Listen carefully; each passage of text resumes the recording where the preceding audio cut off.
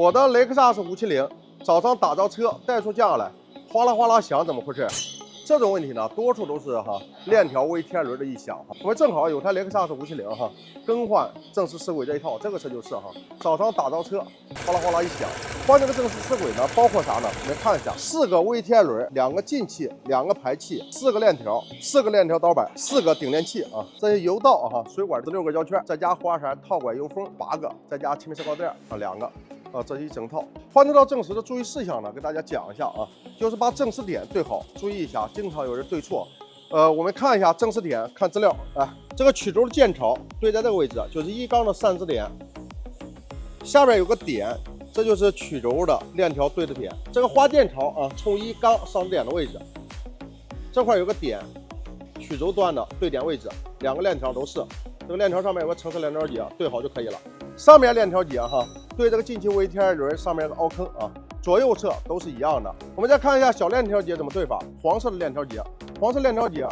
对着的就是橙色链条节这位置，排气的这个黄色链条节对排气轮的这1道杠，千万不要对错了啊，不要对2道杠啊，对2道杠就搞错了啊。有老多人就是他认为1列的就对1道杠，2列杠的就对2道杠，不是的啊，都是对1道杠，千万不要对错了。好多人就这么搞错了。我们再看一下右侧也是一样的啊，橙色链条节对这个微天轮的凹坑。看一下小链条上面有2个黄色链条节，也是黄色的正对着橙色这个链条节，排气的也是黄色链条节对1道杠，千万不要对错了，对2道杠，对2道杠对完就错了。再给大家讲一下容易出问题的几个点，长链条的顶链器左右是一样的，可以装上，但左右不通用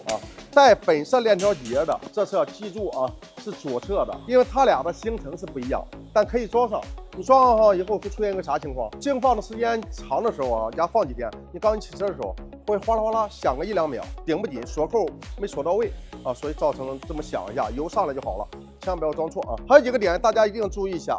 上紧气的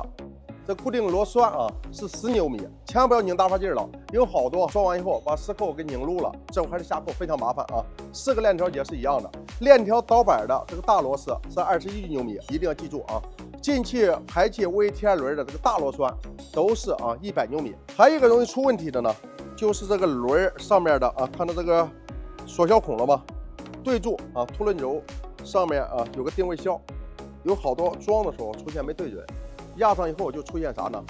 爆多缸失火，这个也是我们在同行内修完以后到我这块出现返修的也遇到机器了。再一个呢，就是右侧微天轮电磁阀进气和排气的这俩插头有插反的这个情况会出现呢，你加速到2500转以上就会出现多缸失火注意一下，它俩线束的长度是不一样的你感觉别劲的话就不对一定别插错了。最后呢就上正时大盖的时候，大家一定要注意它这块有个斜面口，就是让打胶用的，这块一定多补胶还有这个缸盖的结合处还有下边的油体结合处，尤其这2个点是最容易漏油的，有老多人在这上面吃过亏有关57312这款发动机的正时丝轨的更换，今天就跟大家分享到这里了。好，了解丰田，关注小韩，专业丰田25年。